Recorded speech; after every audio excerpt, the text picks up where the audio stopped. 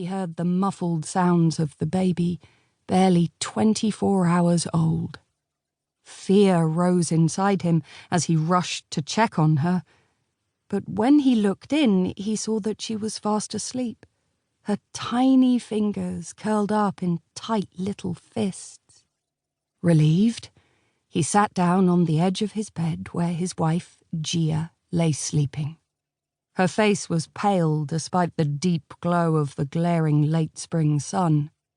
Though the hottest season in Thessaloniki was yet to come, the room had an invisible layer of heat, and Theo noted that her breathing was laboured but rhythmic. Around 6 o'clock in the evening, as Theo pressed a cool flannel against her forehead, Gia's eyes fluttered open. Theo's heart leapt. "Gia? Can you hear me?"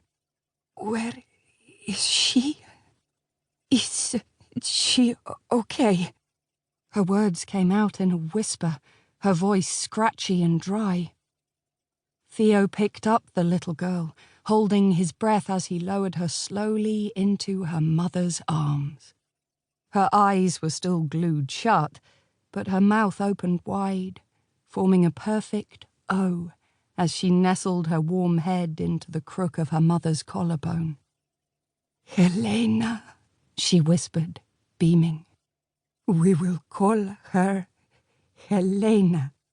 Lena for short." Theo leaned over and kissed her forehead. "You might recover. Dr. Komninos..." "I know what Dr. Komninos said." Gia smiled. She appreciated that Theo always tried to look on the bright side, but this time it wouldn't be enough. Helena stirred in her arms, and Gia used what little strength she had left to lean forward and kiss her lightly on her forehead, her nose, her cheeks. Suddenly, all the things she wouldn't be able to see, all the moments in her daughter's life she would never live to witness, flooded her mind at a rapid, devastating clip. Was this the price she and Theo were to pay for their respective pasts? Something good had finally come of all their lies, and now she wouldn't be around to see Lena blossom. Overcome with emotion, she gazed up at Theo.